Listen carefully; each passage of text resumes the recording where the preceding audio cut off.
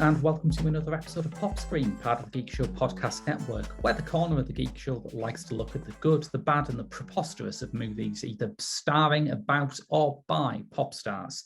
You know, the podcast covers such a broad range of musical and cinematic genres, from country and western to hip-hop, from documentaries to science fiction. I'm your host, Graham Williamson. I'm a film critic for the Geek Show, and I write for Horrified.com, the British horror website. I've been joined this week by... Gav Smith. Hey Gav, where can people find you? They can find me at the My Favorite Film podcast, which on Twitter is at My Favorite Film. I also write for the Geek Show. A few film reviews gone up there recently, and I'm sure there'll be more in the future. Yes. Yeah. An epic science fiction story about Matthew McConaughey abandoning his kids to go down the wormhole. No, of course not. This week's film is Interstellar 5555, the 5 Tauri of the 5 Epret 5 Tar 5 Istum. Look, you put the numbers in, you're asking for it. Oh, yes. Yeah. It's an anime designed as a visual accompaniment to Daft Punk's landmark 2001 album Discovery. Developed alongside the album, the band travelled to Tokyo every month to supervise production, meaning climate change is basically their fault. And that's why they wear the helmets. Yeah, so they're not recognised by angry mobs. Spot on. This was something that I was certainly happy to cover, but it was something that you pitched us, wasn't it, Gav? It was, yeah. So is it through, I can think of 3 reasons, is it through a love of Daft Punk, a love of anime, or you just can't wait for James Cameron to give us more blue space people? All 3. No. Yeah, love Daft Punk, always have. Homework was an album that I played on a loop when it first came out. Yeah. When Discovery came out, you know, that first song that they released from it, One More Time, which is the first song on the album and the film, was just such a, I guess it's the time of year, the time it was in my life. You know, I was I think it was my very, very early 30s. I think I was single at the time, so clubs were beckoning and whatever else, and this was the music that was on, so it kind of filled my head from that point in time. And I think then I saw the video on it, was probably MTV, and it just took me back to my youth. The animation style is like, I don't know if you remember it, there was an old cartoon series called Battle for Planets. Oh yeah, which was the Americanized version of Gatchaman. And effectively all they did was they took the original Gatchaman cartoons and they dubbed them in American accents over the top and changed the whole stories. Probably very similar to what we did with Magic Roundabout back in the day when we took the French animation and stuck English words over the top. I've never really thought of the Magic Roundabout as an anime pioneer, but now you mention it, definitely makes sense. Definitely is, yeah. But yeah, the animation style is exactly the same as that. Yeah, and it took me back to, you know, early 80s, sitting in Saturday morning watching cartoons, and it was just, I want to watch all this. And I thought it was they've just done a nice cartoon for the first song, you know, as a video, because Daft Punk don't like to be in their videos, they don't like to be seen, they're hide behind their masks and their helmets and whatever else. Then of course they released Aerodynamics straight afterwards, and then I heard there was a film as well, so I was like, I've got to find that. Did never get a chance to see it at the cinema. I don't think it got a very big cinema release, to be honest. No, I remember seeing it advertised at the Tyneside, but that's about the limit of it, as far as I can remember. I picked it up on DVD as soon as I could, and just brilliant. It blew me away, the fact that they'd managed to create this really cohesive story that fits into every song on the album in some way. Yeah. And they do the whole thing without any words at all, because the only words in it are the song lyrics. And most of Daft Punk songs don't have lyrics. There's an awful lot of instrumental in this. So the fact that you can then tell a story that you can actually understand fully without any lyrics at all is just amazing. Yeah.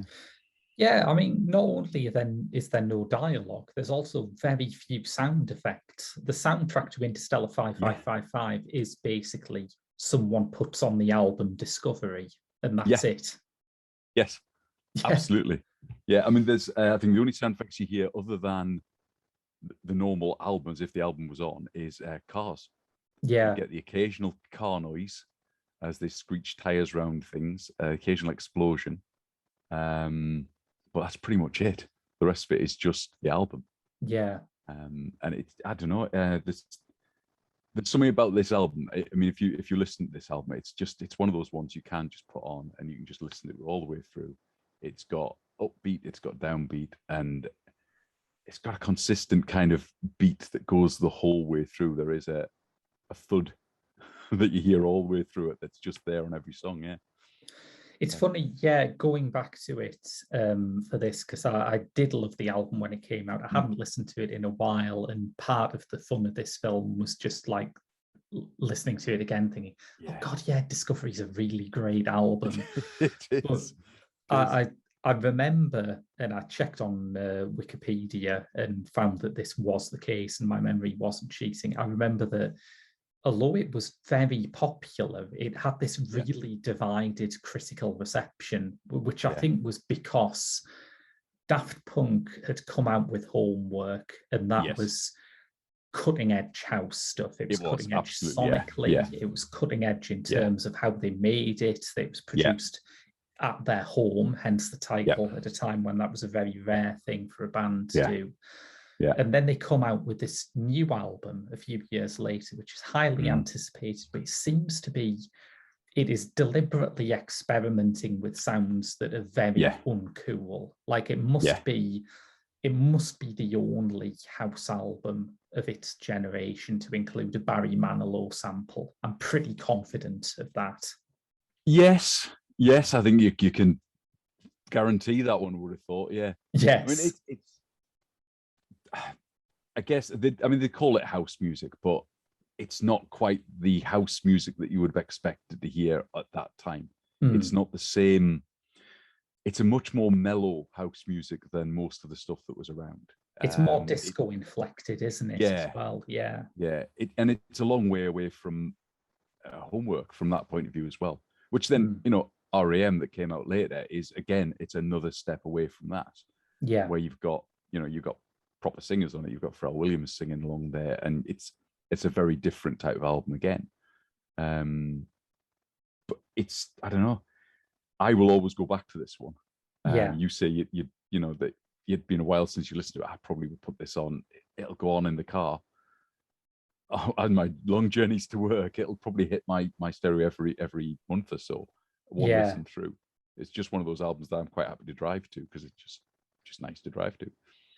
Yeah, and I also thought it's just got a deep bench of stuff. Like I remember the singles because everyone remembers the singles. Yeah.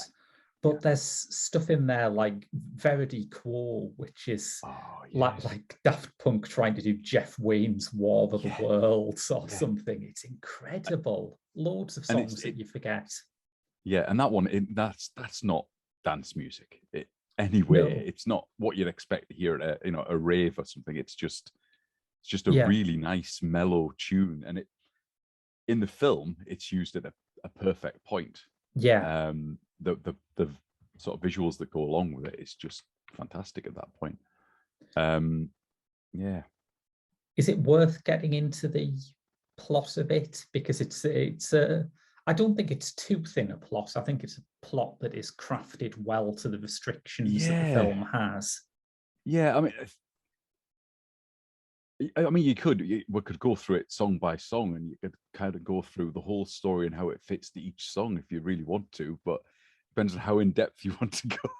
Well, if you feel like you can do a song by song, because one of the first episodes of Pop Screen I did was an analysis of Holy Motors, where we went through it and analysed every single weird character Denis Lavant is playing. So if we can do that, we can do this. I'll give it a try. It opens with One More Time. Yeah. As the album does. In fact, it actually opens with Matsumoto, who's the supervising director and was in charge of the animation house that was making it, in kind of little black and white film, talking about his dream to bring this to life, I guess. It's a very short piece. It's kind of interspersed with the titles that are coming up at the start. It's very grainy, and you just get subtitles over the bottom. And then you kind of get fired off into space, and you get this anime. It's kind of classic anime in that they use as few frames as possible. So the animation is repeating the same frames over and over again, or characters don't actually move. They're not animated. They just move through the scene, which is it doesn't affect the way it looks. It makes it look different, and I suppose makes it look beautiful in its own way. But it's certainly not, it's not a Disney production of any sort. The quality there is a very different type of animation quality. It's like Western animation, particularly in the classic era of Disney and Tex Avery, is based on a kind of stretchiness and fluidity, whereas Japanese animation is almost like, I suppose it's because it is derived from manga, isn't it? There's a sense of it like blasting from splash frame to splash frame like that. So it starts then in space at a rock concert of some sort, where a band, who I don't think are named. I was going to ask you that. They never are they? No. No, they obviously later on, they're the, how would you pronounce it? Crescendolls. I guess is probably the pronunciation, which is one of the songs we'll get onto later. That's what they are when they appear as their new incarnations, which we'll get to as we go through. So we see this band in space playing a gig, effectively, and they're playing One More Time. And we're introducing, obviously, they've got no names. There's no character names here. We're just introduced to the four members of the band. You see the four members of the band. So there's the hip rock guitarist, who's the singer. There's the cool chick guitarist, who's the bassist, sort of, the bassist, and then we've got the cool guy on the keyboards, because they're all cool, and then the weird looking one on the drums. I'd never really thought of that as a cinematic drummer joke, but you're right. But that's the band, and they're all blue skinned, as you said, so they are extras from Avatar. And they're singing this One More Time to probably the biggest crowd that there could be, and everyone's bopping along and everyone's having a great time, and they're all blue, and everyone pretty much looks the same as either the singer, the guitarist, the bass player rather, or the keyboard player, or the drummer in some way. The unlucky ones have a resemblance to the drummer. Normally there seems to be a lot of children around in the audience who look very much like the drummers. Yes. But they're playing away, and we get One More Time all the way through, and it's brilliant done. Towards the end of it, we see a spaceship appearing in space, and that leads us to the bell chimes, which symbolize the start of aerodynamic. Oh man, aerodynamic. And they're it's the one that I associate most with this album. I just love that song so much. It's brilliant. And what's, I suppose, a great thing about this is the end titles. If you bother watching all the way end, there's a lovely remix of Aerodynamic on the end. So their longer version is stuck on at the end, which is quite nice to listen to if you do get to that point. And that doesn't exist anywhere else, does it? I was unaware of it coming out. You can. They did. There was an album that came out, a very limited release one called Daft Club.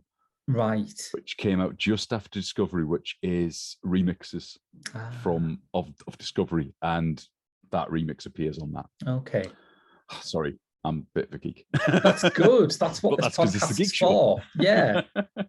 Yeah, but you can get it elsewhere, but it's it's a longer and it's a slightly different version of Aerodynamic. And I'm pretty sure it then goes back into One More Time and its ending. So you get it going. It's the two songs do fit together nicely. And the way it works, it goes back into One More Time towards the end of it. So it's an interesting one. But the bell chime is basically the klaxon saying that we're under attack. Yeah. So we now get the alien race that just come down in their sheaths and their army to take the band away is the basic point. And it's that whole beat of Aerodynamic is the war, effectively, or they're marching through the stadium to catch the band and take them away. Gassing everyone in sight, because that's how they get them. They gas the whole of the planet, effectively. Much like Daft Punk did when they single-handedly caused climate change with their flight to Tokyo. Every other week, yeah. Yeah, so that's what's going on there. This whole song is just that. And it ends with the band being put into, I guess, sort of science fiction status pods. They're kind of like the things from Alien, aren't they? At the start of Alien, where they all wake up in these little pods. They're like those. Yeah, and including their instruments, because they have a really big pod. They put the drum kit in, and all of the guitars and everything else gets put in this big pod. And they go off into space, into a spaceship that looks very much like a whale. It's a very odd-looking spaceship. And at the last minute, one of the security guards, who looks suspiciously like the drummer, because the weird guys all do look the same in this, sends off a distress signal. The distress signal being it's video, I can show it, being that.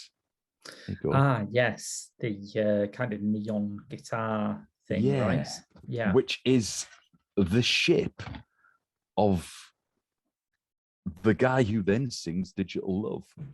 Yeah, he's called Shep, which makes me think... Oh, does he get a name? Where did you find that? There is a synopsis on Wikipedia that has some names. Right. It's got some details that, having watched the film, I would actually quibble a bit with. But I see no reason to doubt that he is called Shep, and he is indeed an obedient puppy dog. So, well, he is, isn't he? Yeah, it works. See, I always took it that he obviously knows the band. It's not just that he's a fan. And he must be something for this distress call to be sent out and happen to be the same shape as the ship that he happens to be in. Yeah. There's got to be a connection there.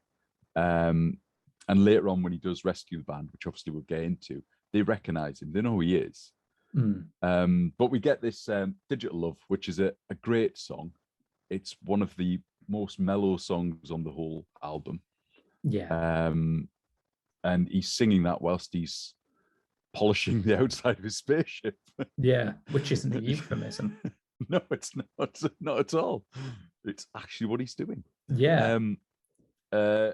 He has a bit of a dream sequence as part of that, where he meets up with the bassist of the band, and then he gets the distress call and tracks down the whale spaceship. Yeah, the ship of the guys, yeah.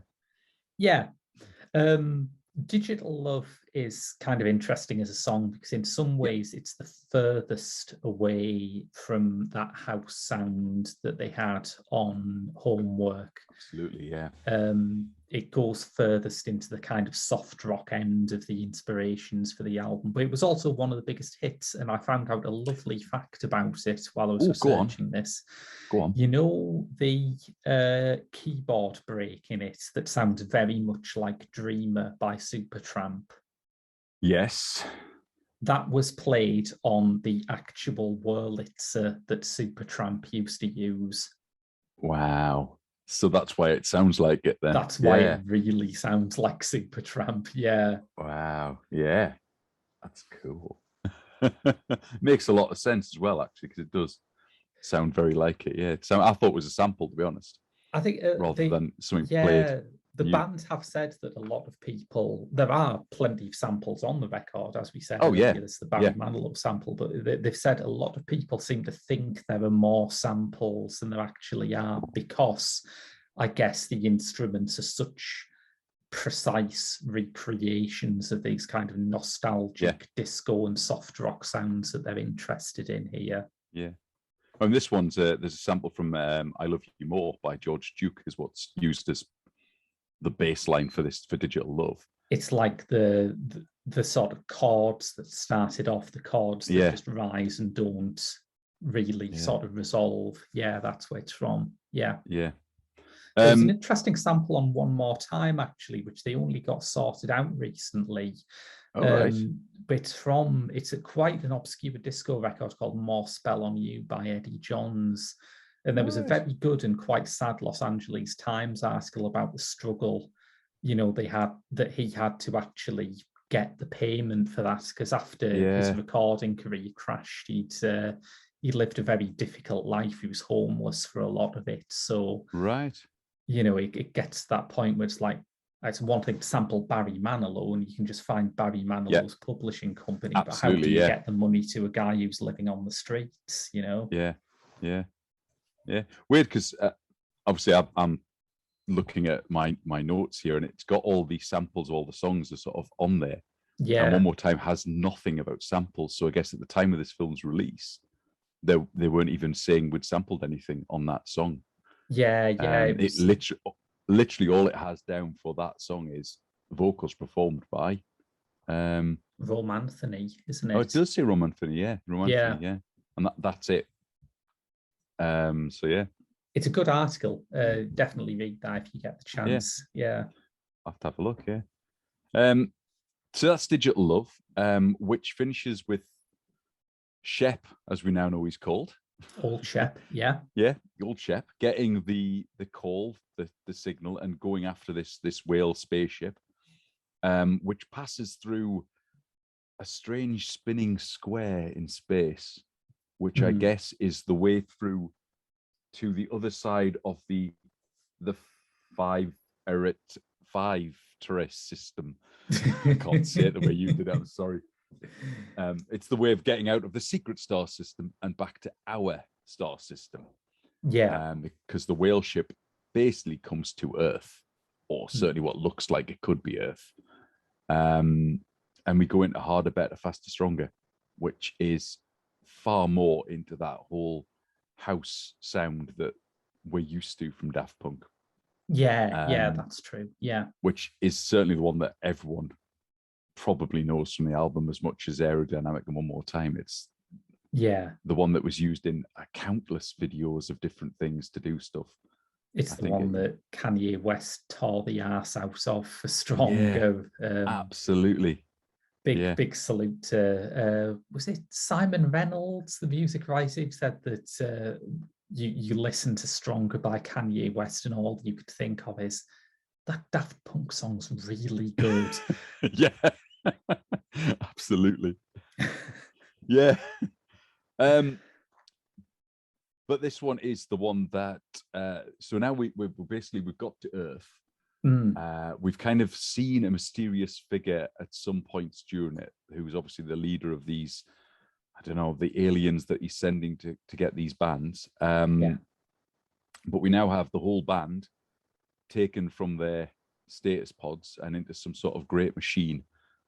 So the whole beat of Harder, Better, Faster, Stronger is about them being transformed from their alien beings to humans, including painting their bodies.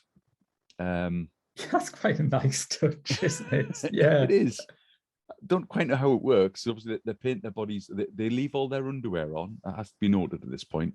So although they take off all of their clothes, their underwear is left intact.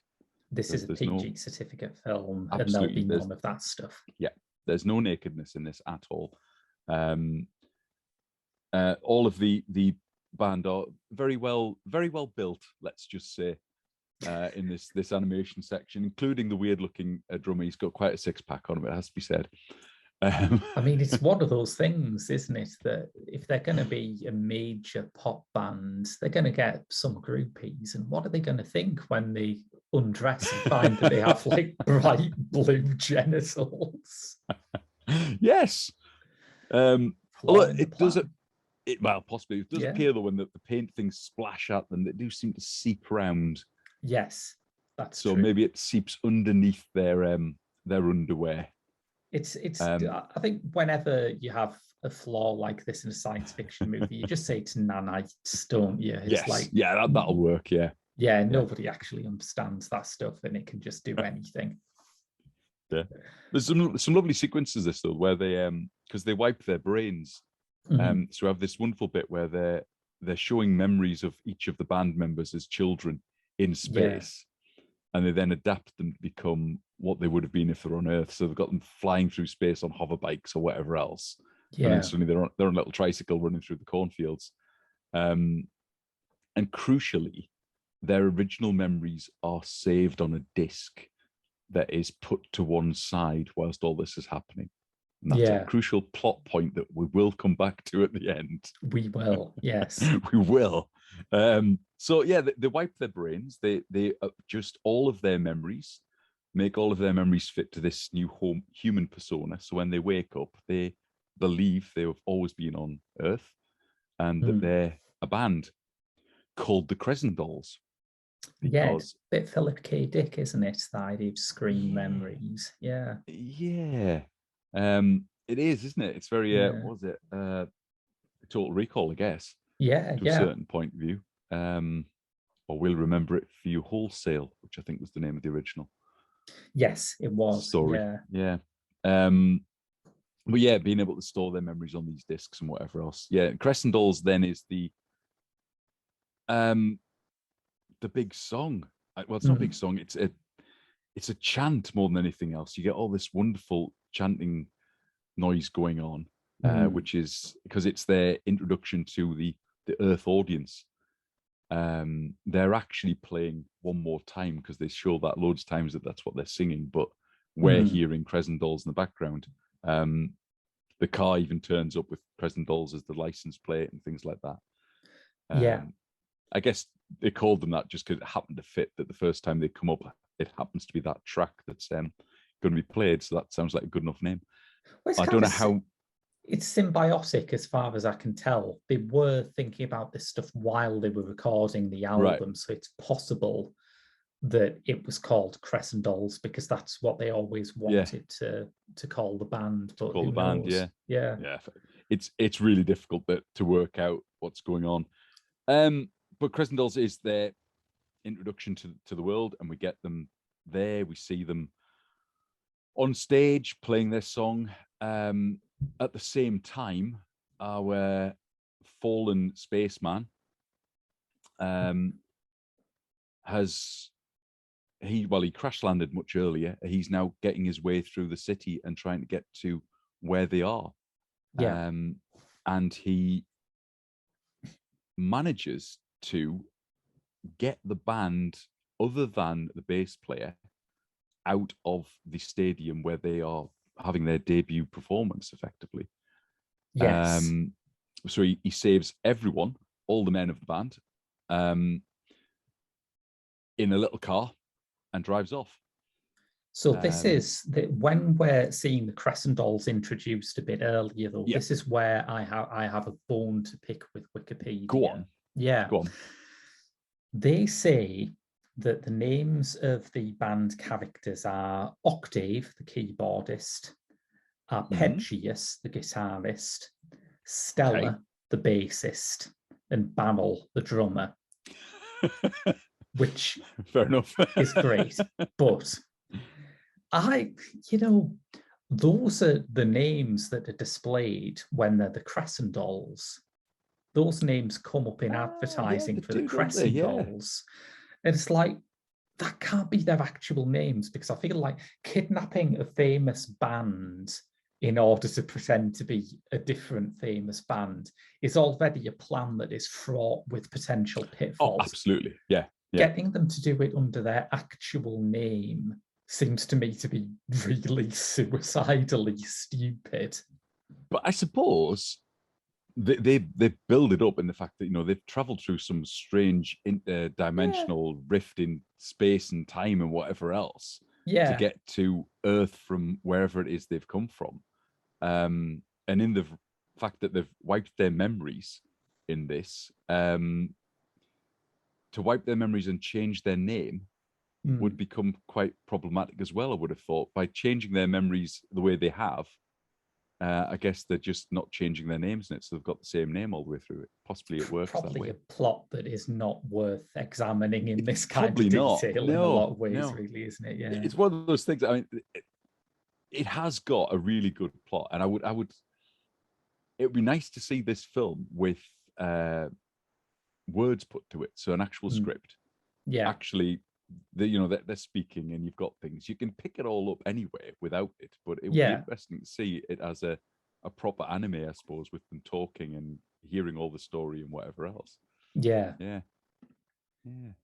So this is over that section. What you've got two songs, haven't you? Over the section where he rescues them, you've got Night Vision, which is like a really pretty short interlude. It is really short, yeah.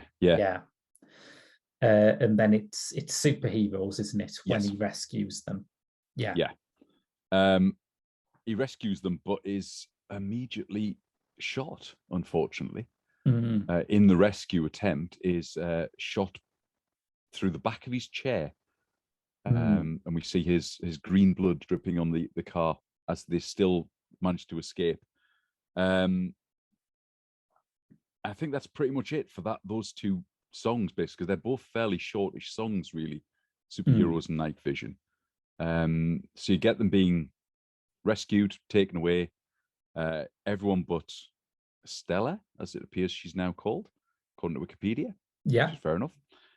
Who then goes into High Life, and High Life is about her being shown off, I suppose, by a media mogul. Does he get a name in Wikipedia? He according to Wikipedia, he glories under the name Earl de Darkwood.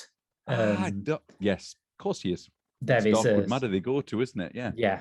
Later on, of course he's Earl de Darkwood. Yeah, he does get a name. You're right. But it's difficult to see where that all comes from at this point in time, because you don't get that till later on. Yeah, and that's what I'm saying. If there was a version of the film with words in it, you'd obviously get all of that information would be coming up as you're watching it, and you'd know who they all were. So High Life's about her being shown off. At the same time, the rest of the band, minus our spaceman Shep, are going to save her. So they save her in a taxi, and manage to get her back to their hideout, wherever that happens to be. Kind of in a back street somewhere with some odd people hanging around. Which leads us into Something About Us, which is another one of the singles that I think got an awful lot of play, and everyone will probably know Something About Us. It's another really slow one. It's a bit like Digital Love, from that same type of sound. It's the sort of thing where I always feel like with Something About Us, if you took away some of the more like eccentric sounds, particularly the vocoder, which of course is a thing that Daft Punk always use, but it could be like the slow one on an early Michael Jackson album, couldn't it? It's got a bit of Human Nature or Liberian Girl to it. I mean, it's a lovely song, and the visuals that go with it. I don't know, they're trying to tell you this story that there's something more between Shep and Stella, I suppose. He manages he touches her hand and takes her into some crazy dream world where they're floating in space, as they were in the Digital Love video at the start. But obviously this is his death scene, effectively. He doesn't get a big shout in the film, to be honest. That's it. He's gone. 2 songs and he's out. So we lose our spaceman at that point. I'm just trying to think now what goes on. So Well, this is where there is a grace note at this point that I think is fantastic, where he shows the band their old identities, and he finally breaks their hypnotic conditioning by using a hologram that shows them not themselves, but like little marionette versions of themselves. Yes, that's it. Yeah. And I thought that was so great. And I was thinking, how would that look in live action? And I thought it would be kind of like if someone hypnotized a Marvel actor and then they took him into HMV and he saw all these Funko Pops in front of him. Shit, it's me. And then I thought I'd like to see a film where that actually happens, to be honest. Because they don't look an awful lot like him, the little marionettes. No. They are like mini Funko Pops, actually. They've got that kind of round head shape and whatever else. They all look a bit like Barrel, I think, in this version themselves. Yes, they do. Obviously, as you say, it breaks their hypnotic trance. And we go into Voyager as they travel to Darkwood Manor, because the shape of the hologram happens to match the shape of the mountains that Darkwood Manor is on, because they kind of flick from the hologram to those mountains.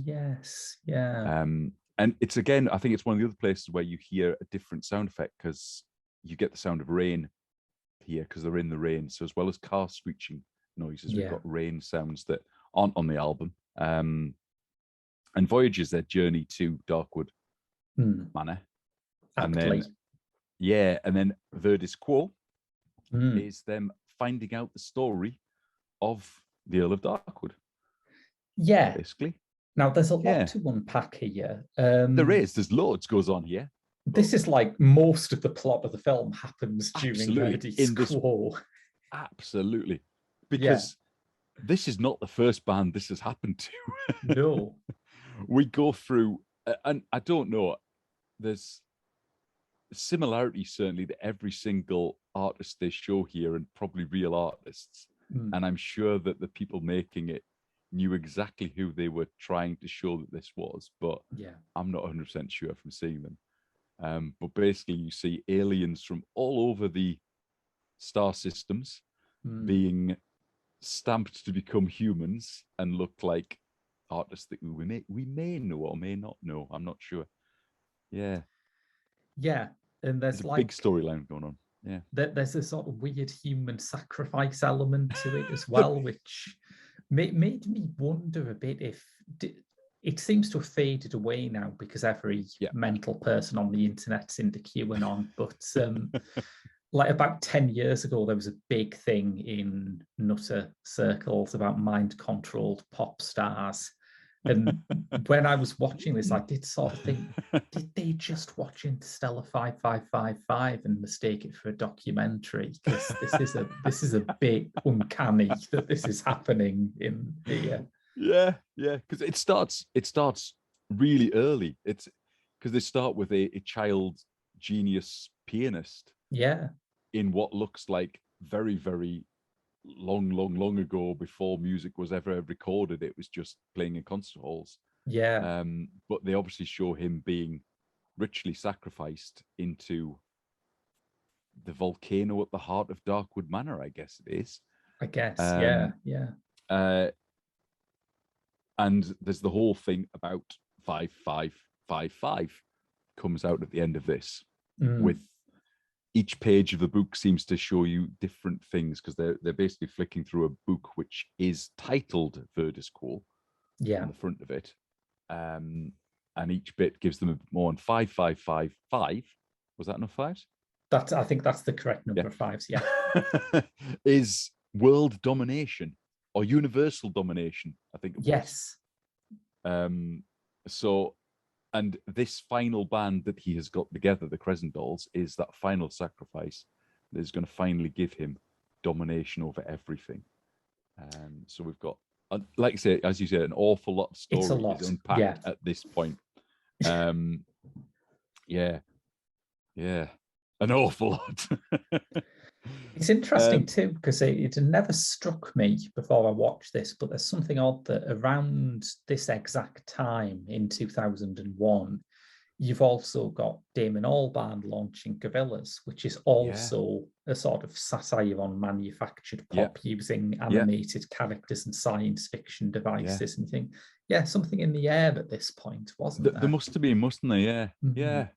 Yeah. Just never really thought of that. That there was that's such a link between them. I guess because Gorillaz was far more in your face at this point, from a point of view of that animated and commercial band becoming an animated band, whatever.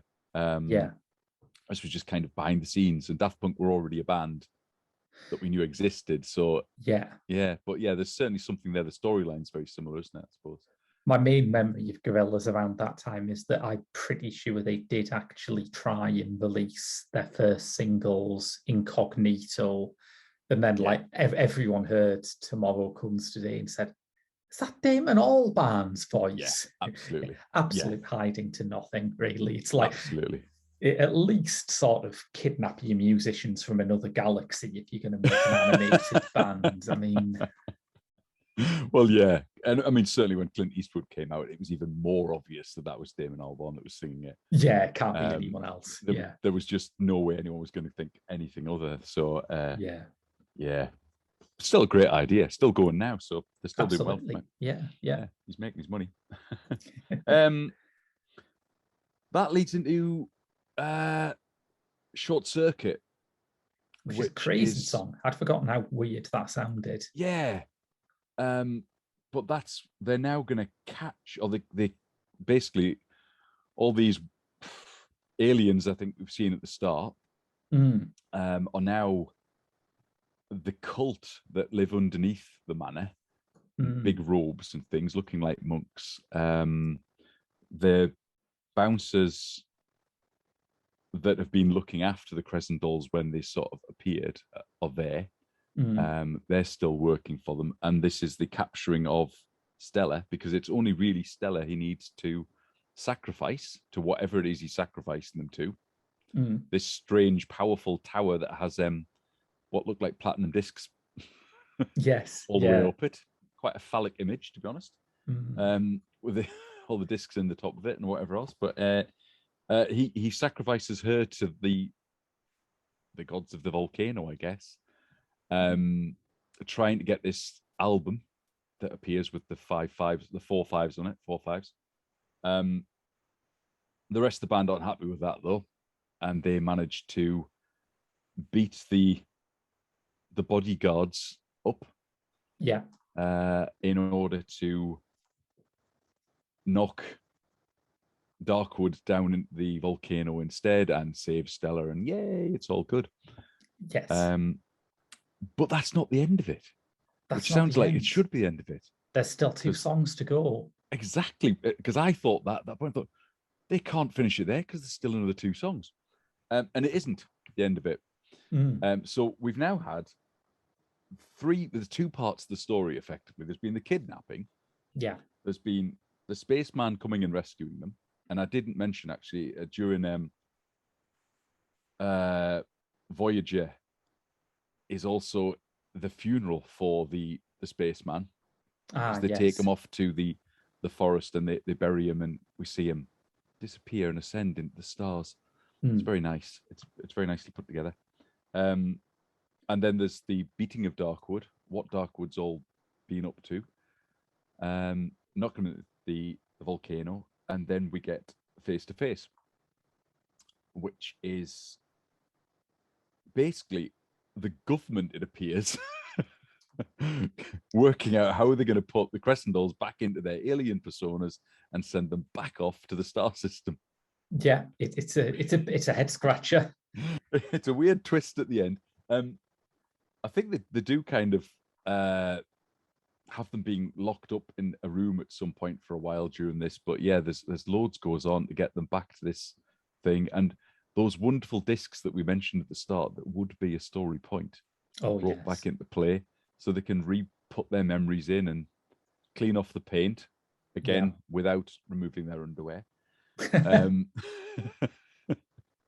And they send them back to their own planet with the aptly titled Too Long, to take next. It is a very long track. I think it's the longest song on the album. Yeah, I don't think it's too long, but it's pretty long. It's not too long, but it's pretty long. Compared Yeah. to all the other songs on there, it is a long song. But yeah, that then takes them back to their own planet, and everyone's been restored, and everything's good again, and they're back on their home planet, and they're playing concerts, and it's all good. But wait, there's something more. What happens next? Go on, I'll let you spoil the ending. What happens next is we cut into the bedroom of a child who is listening to this very album, Discovery by Daft Punk, and he has toys of all of the characters that have been seen in this movie, and it was all just a Daft Punk fueled dream. Oh, imagine that. But mind you, I think if you fell asleep listening to this album, that is the type of Daft Punk fueled dream you might have. It might well happen. Yeah, I think it's scientifically verified. What was the tagline on the Human Centipede posters? 100% medically accurate. Yes, that's what Interstellar 5555 is. 100% medically accurate. Absolutely, yeah. If you listen to Discovery late at night on vinyl, has to be on vinyl, because that's how you get the hissing noise of the rain through it.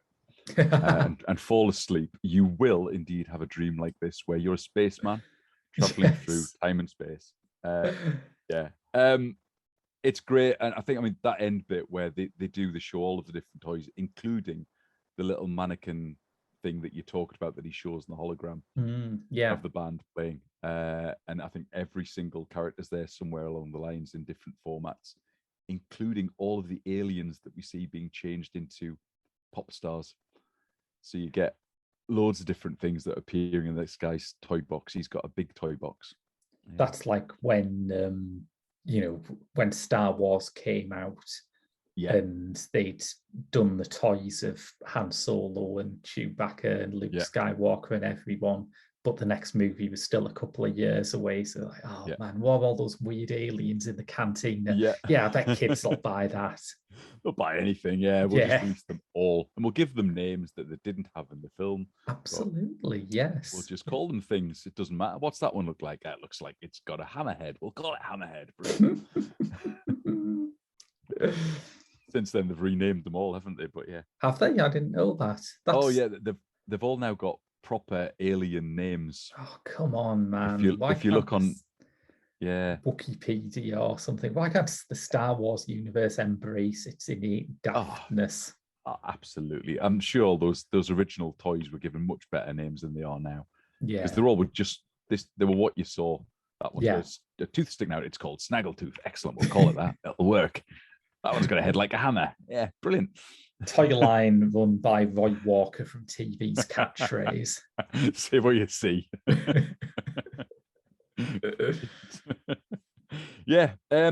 We get Too Long finishing off the album, and it finishes with them lifting the needle and putting it away, and the little boy gets a kiss goodnight, and that's it. We go into credits with their aerodynamic remix over the end credits all the way through. So when, you said you didn't catch this at the pictures. When did you see this about? The full film, I wouldn't have seen it until would it be 2003, which when it came out on DVD, or 2004 maybe when it came out on DVD? Right. So I'd have seen bits of it. I'll have seen all of the singles, the videos for the singles, as they were on TV or on MTV or whatever else. But just never got to see it at the cinema. I think it was such a limited release that unless you were there on the day, you just didn't get to see it. It's a shame because it's an absolute play loud kind of film, isn't it? You want to see it with a proper sound system in a cinema. Yeah. I don't know if it is. I don't even know if at the cinema it was shown in a full format widescreen, because obviously the DVD is a 4:3 ratio. And I think I found a version of it on YouTube as well, and it's the 4:3 ratio. So I don't know if there's a widescreen version of it somewhere that exists. I don't know if you can get that, or whether it was actually filmed in that 4:3 square ratio that the classic anime was, I suppose. That it I think it felt like a tribute to me, but I didn't notice it that much because I just love 4x3 anyway. Yeah, I think it's lovely. Yeah. It looks it does. It looks nice in that nice square screen. It's just, I suppose, if it was meant for a cinema release, you would have expected, well, we've got to go for the whole widescreen job and make it look beautiful in that way. But it is a homage to those old anime films as well. So yeah, it's best to do it in that format. Yeah. I mean, I hadn't seen it at all before I did this episode. All right. Okay. And it's interesting watching it now. It's quite a normal thing for a band, particularly a band at that level, to do a visual album, to have a film that lasts 50 or 60 minutes and plays every track on the album in order with visual accompaniment. Back in the early 2000s, I can't think of anyone else who did that. Do you know, I mentioned them in our last podcast, Infected. They did a video and a film that went along with the album Infected. And now, what year was that? God, that must be, I might have to look it up on the internet. Hold on. Let me look it up and see if I can get late 80s, early 90s? It probably late 80s, yeah. Yeah, you can find some people who were doing similar things in the 80s, and some of the films like Jerusalem by the Style Council or It Happened Here by the Pet Shop Boys we have done on Pop Screen. But yeah, of course, yeah. That seemed... Sorry? Pet Shop Boys did it with, what was that? What was that? It Couldn't Happen Here. Couldn't Happen Here. Yeah, which I think is a great movie, by the way. I really love that film. Yeah. But yeah, it seemed like by the early 2000s that had been written off as a kind of a thing that we did when music videos were starting that now looks a bit embarrassing. No one thought it would come back as far as I can remember. No. I mean, videos were just still, I suppose in the 80s were definitely in their infancy, and it was something that you had to do because if you didn't do a video and you couldn't make Top of the Pops, you weren't going to be played. Yeah. And that. And of course, then MTV appearing. Yeah. It was a case of we now have a visual medium for music. We need to have something on it. So you need to make videos so we can show something. Yeah, so it makes perfect sense for it to happen then. But in the early noughties, I mean, I don't think even Gorillaz did anything like this. And you would think out of all the bands around then, they would be ideally positioned to do it. Absolutely. Gorillaz released, I'm just trying to think, because they did do videos for, obviously they did big videos for all of their songs. They preferred to work with an interactive medium. So their website was set up in such a way that, you could interact with the cast of these animated things. You could walk around Kong Studios. Yeah. So Kong Studios was perfectly rendered as a website. And you could go around Kong Studios, and it was built in such a way that you could go into the rooms of 2D and Noodle and whatever else, and you could play with their stuff. Yeah. So, you go into 2D's room and he's got an Atari ST there, and you can play Atari ST games on their website. Yeah. It's a really bizarre thing. Or Noodles there, and there's guitars and whatever else were there. Yeah. And with each successive then version of the Gorillaz that he brought out, so when he brought out the new album, he changed Kong Studios. Eventually with Plastic Beach, the Kong Studios didn't exist anymore. You're on a beach somewhere and you've got different things going on. And I think as they changed the website, they then released a DVD. Right. That would be, I guess, a storage of what it used to look like. So there is a DVD, I can't remember what it's called now, that was released just before Demon Days, which is kind of their retrospective on Gorillaz. Yeah. So you've got all the videos from the Gorillaz album with lots of bits in it. So it's got a full interactive menu, so you can go back through Kong Studios and you can see all the stuff that was there that was on the website, and interact with the band in that way. But I guess that was their clever way of doing what they wanted to do. Chris, That sounds really good want to because do it. So yeah. I'm glad they released it on DVD because all the time you were talking, all I could think of was, I wonder how long that would take to download in 2001. And it's like probably like full working week, really. Yeah, it was. I remember that the website was there, and if you went onto it, there was so much on it, and Yeah, there was, because people would find different bits on it because it was full of Easter eggs, effectively.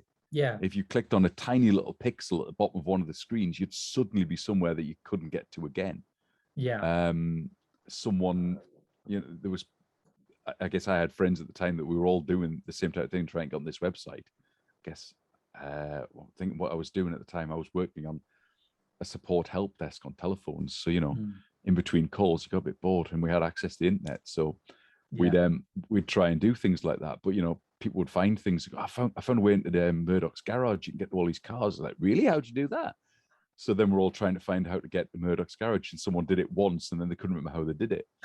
So there was loads of things that were hidden in there that you couldn't quite get. But Yeah. a lot of it was released on this DVD, which again is full of the same type of Easter egg stuff that you can't get to some of the stuff that's on the disc unless you know exactly the right combination of things to do or the right things to press at the right time. And it's bits that are hidden away. It's quite clever, actually. Yeah. But yeah, in terms of Interstellar 5555, it's like I can understand why this didn't make more of a noise when it came out, despite the fact that Discovery was a massive hit album. Yeah.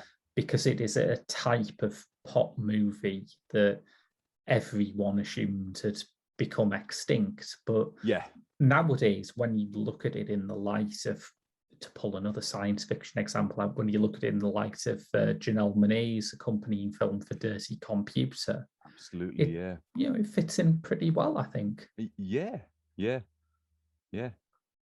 mean, Janelle Monáe's albums, they're all based massive very roughly on kind of.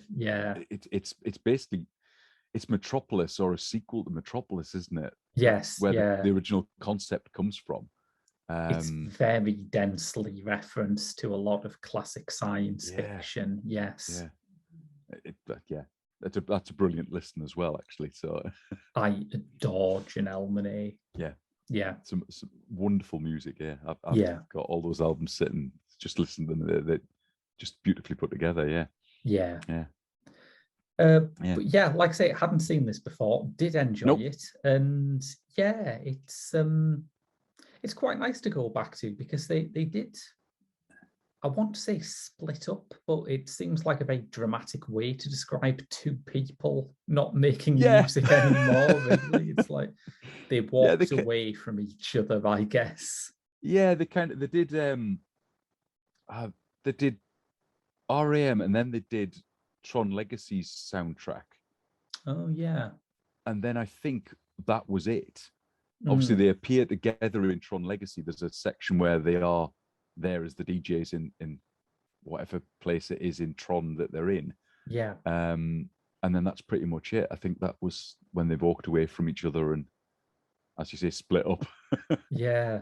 They do have quite an interesting cinematic legacy for a band who, I guess, are not really thought of as film stars, not least because no one's seen their faces. But I mean, in Tron Legacy, they're there in their helmets, and that's all you see of them. So it's kind of their trademark, isn't it? But they have several films they've composed. They also have another film that they directed, Electroma. I don't know if you'd seen this. Oh, I don't think so. No. This is very hard to get hold of. I'd love to find a copy, but it's like, it's a minimalist road movie that seems to me like, I mean, if this is them homaging the anime they grew up on, I did wonder if Electroma was meant to be their version of what the KLF movie, The White Room, would have been like if that had ever got completed. Yeah. Because it's maybe I'm just reaching for that because there are only really two movies about an enigmatic two-man house band driving through the desert. So yeah, could be. I mean, they did a story about dogs. Androids, Firemen, Tomatoes is basically the the videos of Homework. Mm. So they had done films beforehand. I mean, all the videos for Homework appear as that film. I think it's, I can't remember the song, but one of the videos is the dog walking through New Daft York. Punk by Spike Funk, Jonze. that's it. Yes, Yeah. And that's a film called Daft, right, which is right. then a story about dogs, androids, firemen, and tomatoes. I can't remember whether tomatoes come into it, but that's basically it's 6 of the songs from Homework. So it's not the whole album. It's right. just 6 of them. It's the 6 singles basically put together as a film. And there is a link between them all, but not quite in the same ways as Interstellar. Interstellar's a definite, it's a story, isn't it? Yeah. That's Yeah. interesting. I didn't know that existed. Yeah, it's out there. Again, I know about it because it's such a long title. You know, I like a long title. Yeah. But it is literally, it's just the 6 videos, but kind of spliced together in a way that it makes a story. Yeah. The other movie that I guess is tangentially Daft Punk related is Mia Hansen-Love's film Eden, which I don't know if you're familiar with. No, I'm not. Mia Hansen-Love is a good director, Yeah. and she made a film called Eden, which is notable as one of the few like dramas about house music and DJing that isn't total dog shit. I mean, that is it's not an illustrious list. No. But it's based on the life of her brother, who was a very hotly tipped DJ on the French house scene at around the same time as Daft Punk emerged, but he never broke through, and he was like the Salieri to Daft Punk's Mozart, or the Llewyn Davis to their Bob Dylan. And that's a really good film. That's worth a watch. I'll have to find that one and have to watch. Yeah, and Electroma as well, if we can find it somewhere. I would love to find Electroma. As with most things, you know, it's probably there on YouTube. Yeah. I mean, like I say, I found Interstellar 555. I found it on YouTube. The whole version is there. The whole film is there and possible to watch for free. There is a corner of the internet where every film exists, absolutely. And it's just finding it. Just a case of trying to find it out there, isn't it? Yeah. I'll have to have a search for Electroma. If I find it, I will let you know where I find it. Superb. It must be there somewhere. It's amazing the type of stuff that you find out there in the big world. Yeah. So I think that's it. I think that's covered it. Yeah, I think that's been a very comprehensive dive into Interstellar 5555. Yeah. I would recommend it to anyone. It is, if you can handle a film that has got absolutely no talking in it at all, so it's basically a silent movie, just with an album playing over the top of it, then it's brilliant. You just have to watch it to understand the story. Yeah. Because it's there. So if you enjoyed that, listeners, you can get more Pop Screen by donating to our Patreon at www.patreon.com/The Geek Show, where you'll also get our other movie podcast, Director's Lottery, and my twice weekly Doctor Who reviews. But until then, that's been your lot from the show. I've been Graham. And I've been Gav. And we'll see you next week. Bye-bye.